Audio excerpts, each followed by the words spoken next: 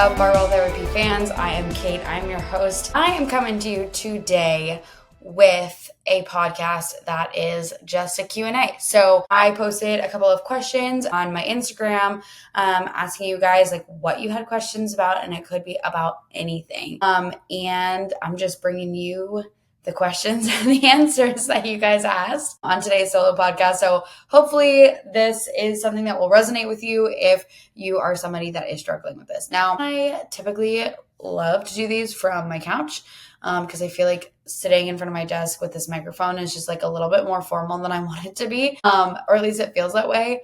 However, homegirl forgot to charge the microphones, and we all know the debacle that happened the last time with the microphones, and I'm just unwilling to record a podcast knowing that it might just die on me. So we're going to do it this way instead. So I guess we'll just get started.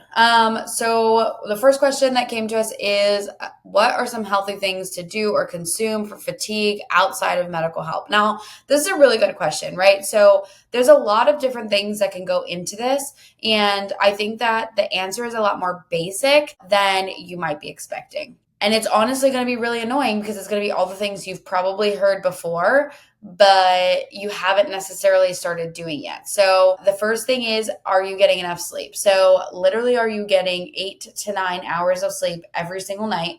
Are you going to bed at the same times? Are you waking up at the same times? Like, how and what does that look like for you?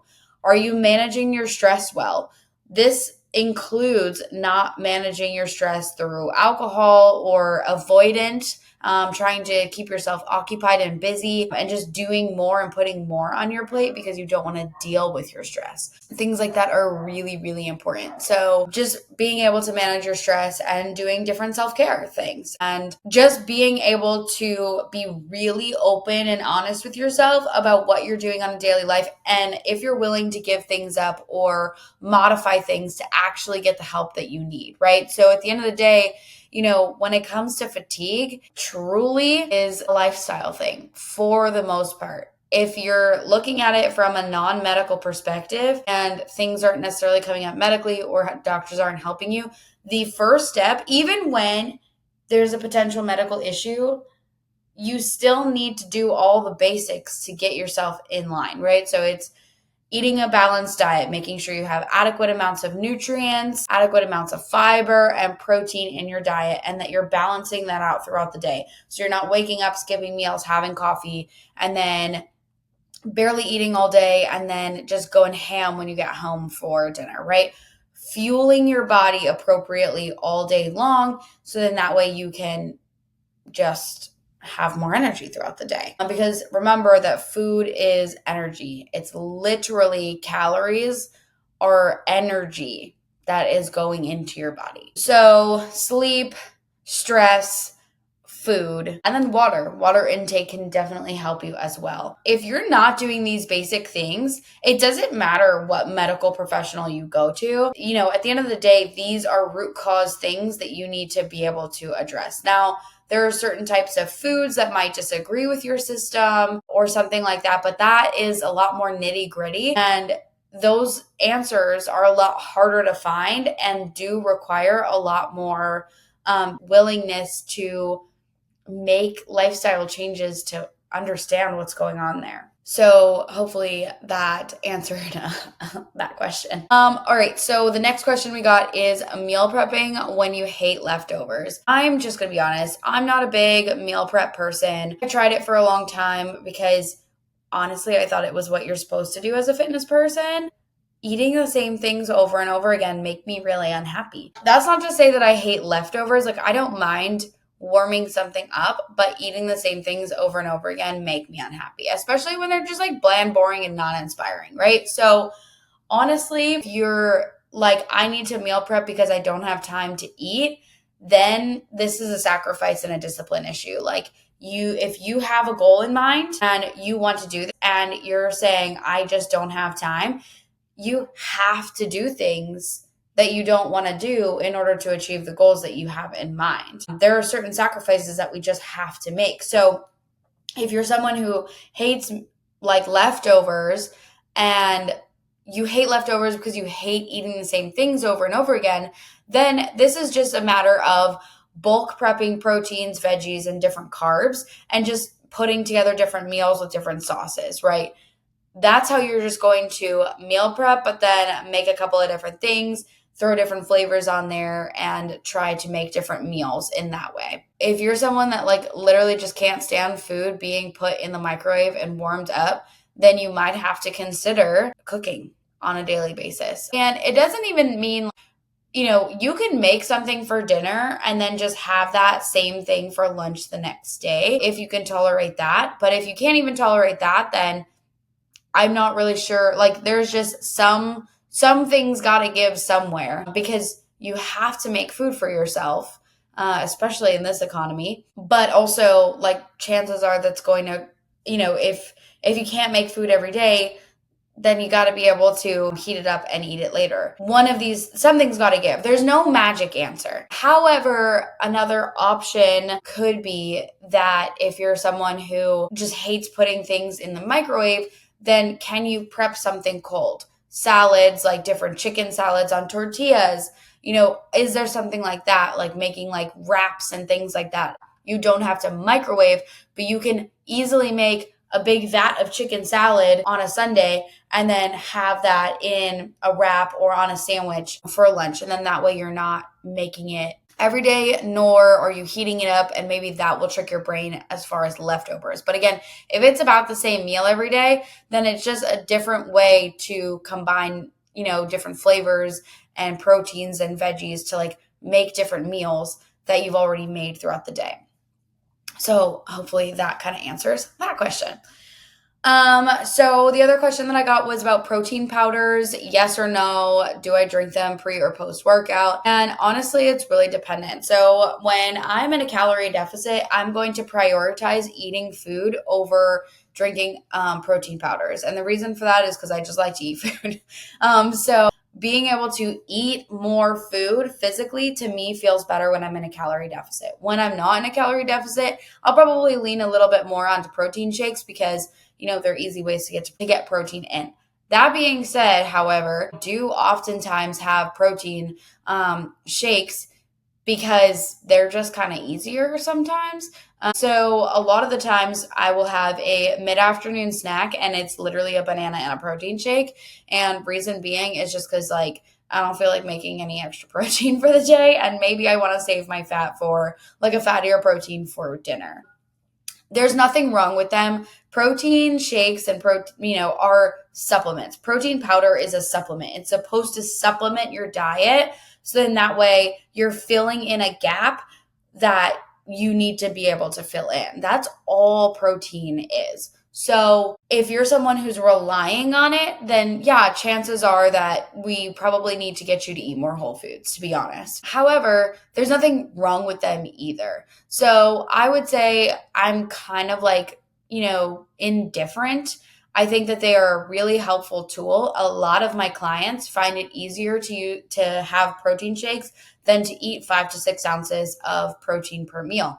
I love eating, so I love to eat 5 to 6 ounces of protein per meal. And when it comes to like mid-afternoon snacks or desserts, I honestly have like a Kodiak cake, which has a lot of protein in it, a Kodiak cake or chocolate pancake from the Kodiak brand is what I'm trying to say. That's my dessert because it's delicious. And so I'll do a lot of that. I'll do a lot of like PB2 as well, like with my banana or something, which like does not have a lot of protein in it. It's just honestly flavor. It's like, I don't know, 20 calories or something. It's nothing crazy, but that's typically what I will recommend. It honestly doesn't really matter. Now, post-workout, like post-resistance training, getting some sort of protein in can be really beneficial for muscle recovery and replenishing our glycogen. And I don't want to get too sciencey, but our glycogen is the carbohydrates that are stored inside of our muscles for energy throughout a workout. And if you want to know more about that, you can, if you want to know more about that, I do have the boot camp trainings that you can access for you to revisit if that's something you want to learn more about. Having protein and carbohydrates, quick carbohydrates in the post-workout setting can not only help you boost that overall protein intake, but it can actually trigger your body to be a little bit hungrier because you're digesting things pretty quickly at that time. So then if you're someone who struggles with eating, that can really help you to then have an additional meal. Also, it can really help with, again, muscle repair and recovery. So it's not necessary. There's no specific time, but typically, like I will say that it is very helpful to have a post-workout protein and quick carbohydrate roughly like 30 minutes after your workout or so. So yeah, again, kind of indifferent. Protein isn't going to be magical. It'll really help you if you need it, but I do advocate for whole foods as well. The next question that we have is about staying on top of nutrition while you're traveling. Now, this one is really tricky because if you're in a position where you can't have food for yourself and you have to be eating out constantly, like if you're in a hotel, things like that, like it's definitely going to be a little bit trickier. And it all depends on what you're willing to do. So I know the most recent time that we traveled, this is where protein kind of really does become really helpful, whether it's a protein powder or the core power protein shakes that you can get from Fairlife. We buy them from Sam's Club, then we have them and they're cheaper that way. And when we go to travel, we tuck a couple in our bag for however many days that we're traveling, because we know that when traveling, you're going to be eating out. You're going to be eating out probably, and you're going to have less protein naturally. Always good to have that on hand. And like typically if we go to grab some coffee or something, I'll just get a plain coffee and pour some of that protein shake in it. It's usually the same as getting like milk. So it tastes pretty similar, adds a little bit of sweetener without having to get any additional sugar. So that is always a little bit of a hack, but truly it depends, again, what you're willing to compromise on. So we knew that we were going to be eating out and here and there, things like that. However, for lunch, we knew that we wanted to actually work a little bit in the hotel, and going out to eat for 3 meals a day is definitely a little bit tricky to stay on nutrition. So going to the grocery store and getting like freezer potatoes and freezer green beans and then like ready prepped microwavable chicken or something like that will be really beneficial if you're willing to do something like that. And then you can just like get Chick-fil-A sauce or something and just go from there. Chick-fil-A is also really helpful when traveling because they are really high in protein and can be lower in fat because of the grilled options. So I would advocate for that as well. But truly, there's so many nutrition calculators online at this point that you can try to figure things out, right? I have a client who their company gets them a lot of Panera, things like that. So we just like worked through the menu and figured out what she'd like to eat and what are different options there. Lastly, it's just really knowing the basics and again, being able to compromise, right? So if you're going to a restaurant or you're going out for several meals, it's like, okay, well, what meals, what restaurants, what menus am I like? I am so excited for this. I cannot wait to try this pasta. Okay, get the pasta. Make sure you get some protein. I don't know, maybe add some wings or something as your appetizer to make sure that you get extra protein. But I always am a big advocate for not being overly restrictive. If you're somebody that travels a lot, you probably need to be a little bit more on top of your game. But I never want people to feel super restricted, especially when they don't travel a lot. But then it's, again, just knowing the basics, making sure that you're getting protein, fruits and veggies, and, healthier carbs and like less processed food. Honestly, one of the biggest hacks too is tracking. Tracking your food is definitely going to be really beneficial. It'll be super eye-opening and it'll help you discover what you should be eating when you're eating out, things like that. So if you need some help with that, let me know and I got you. Hey, Barbell Therapy fam, I am interrupting this podcast because I want to make sure I let you know that I have roster spots open for my one-on-one coaching. This program is 110% customized specifically to you. I make a brand new workout. I do not copy and paste from any of my other clients. I work with you individually on your individual nutrition needs from where you started to where we want to go. And I make sure that you have a plan in place that will actually get you results and be easy and sustainable for you to achieve. We're going to look at your individual body and how your body responds to things. Honestly, the amount of support that you're going to get inside of this program is going to be the game changer. From not feeling like yourself and needing personal journal prompts, routine audits, making sure that your day is structured in a way that you don't feel like you're flailing and you just have all these tasks you need to complete and you don't know when and why to complete them. I will go through every single step of the way with you to make sure that you not only have a plan that you can actually complete, but you know when and where to complete that plan so you don't feel like you're just adrift in the day trying to meet these metrics. We are going to be best friends throughout this, and I'm telling you, it is worth it. Hop on a call with me and let's do a personalized fat loss evaluation for you, where I will give you the starting guide that we would be using inside of my program, calories, training days, cardio days, etc. I will give you that guide to get started, and we can see if you're a fit for the program. And if you're not, at least you have a basic plan that you can implement to actually hit your results. So let's get started by setting up that call, and I can't wait to meet you. The last question, and I guess this would be the heaviest question, is my biggest takeaway or lesson about mental health in the last year. That's an interesting one. And I feel like I've kind of already touched about this. Over the last couple years, I have been coming to terms with not having bipolar disorder and just having depression, just kind of like ebb and flow naturally, having anxiety ebb and flow naturally, being diagnosed with borderline personality disorder and things like that. Now, I will say that I'm a huge advocate for the fact that nutrition and a balanced diet can definitely help. But the other thing that really helps, again, is sleeping. I notice that I'm far more irritable when I'm not sleeping or I'm not sleeping well and I'm really tired. I also notice that alcohol truly, truly, truly impacts my mental health in a lot of ways. And I'm super irritable the following day. And I know, that compounds with a lack of sleep, things like that.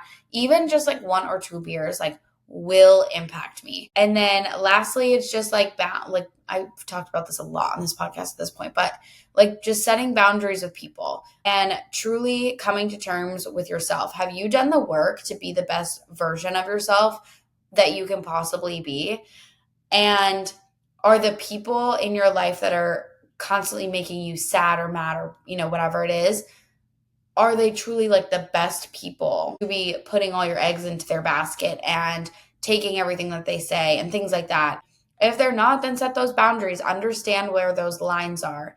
Don't let certain people mess with you, because it will change and impact your mental health in a really good way if you're able to kind of distinguish that. So the episodes that I have talked about this on are episodes 2, 4, and 6. If you haven't listened to those and you're really needing to be able to figure out how to create boundaries and create a better version of yourself and a different perspective of yourself in your eyes through other people's eyes, then you should really go back and take a listen to those, because those have probably been my biggest lessons and the things that have impacted my mental health for the better in 2024 is truly setting those boundaries and understanding that not everybody needs to be in your life, even if it feels like they're obligated to be in your life. And honestly, that started with, my biological father, and I don't truly have a relationship